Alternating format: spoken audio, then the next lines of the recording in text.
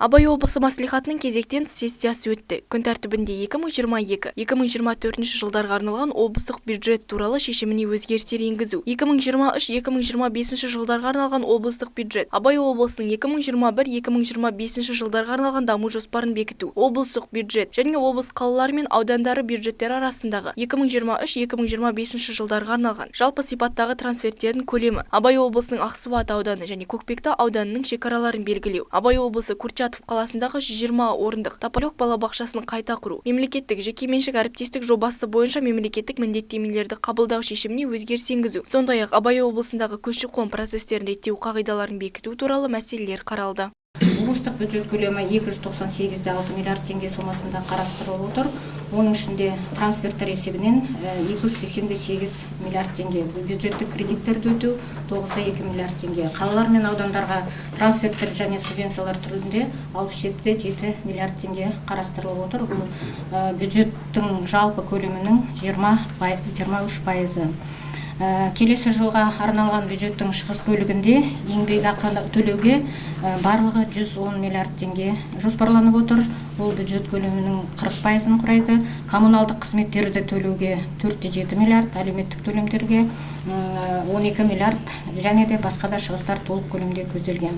Мемлекеттік жоспарлау жүйесіне сәйкес Абай облысының 2021-2025 жылдарға арналған даму жоспарын бекіту жөніндегі шешімнің жобасы әзірленіп, облыс маслихатының қарауына енгізілді. Даму жоспарына 3 негізгі бағыт енгізіліп, 18 мақсат пен 20 нысаналы индикаторды іске асыру көзделген. Бағдарламаның мақсаттары мен индикаторлары облыс дамуының түйінді бағыттарын көрсетеді. Құжатта облыстың әлеуметтік-экономикалық дамуының ағымдағы жағдайына талдау жасалып, өңірді одан әрі дамыту үшін бірегей кен орындары бар табиғи ресурстар, өнеркәсіптік және ауыл шаруашылығы базасы, туризм, баламалы энергетика салаларындағы бәсекелестік артықшылықтар көрсетілген.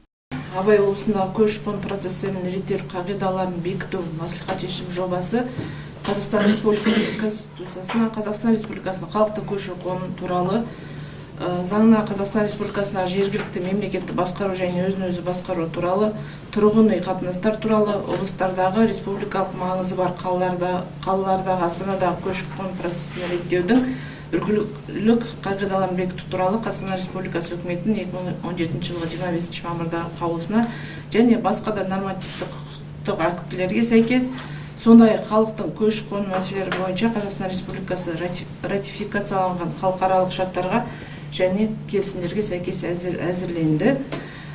Бұл қағидаларда аталған жоба адамның тұрғылықты жерде еркін таңдау, еңбек ету еркіндігін және қызмет түрмен кәсібін өз қалауынша таңдауға, конституциялық құқығын қамтамасыз етуге, кету және орын ауыстыру бостандығына, шығу тегі, әлеуметтік және мүліктік жағдай немесе өзге де кез келген мән-жайлар бойынша кемсітушілікке жол бермеуге негізделеді. Облыстың даму жоспарында негізгі проблемалар мен оларды шешу жолдары, оның ішінде өңірдегі демографиялық ахуал, денсаулық сақтау, тұрғын үймен қамтамасыз ету, ауылдағы сумен жабдықтау, автомобиль жолдарының жай-күйі, экологиялық проблемалар кешенді сипатталған. 2021-2025 жылдарға арналған ұлттық жобалар көрсеткіштерінің жоспарлы мәндері салалық министрлікпен келісілген. Облыстың 2021-2025 жылдарға арналған даму жоспары бекітілгеннен кейін жауапты орындаушыларды іске асыру мерзімдері мен қажетті қаражатты айқындай отырып, іс-шаралар жоспары әзірленіп бекітілетін болады. Еркежан Қуатқызы, Сұңғат Толымхан, Арлан Исаков, ТВ қалты телеарнасы.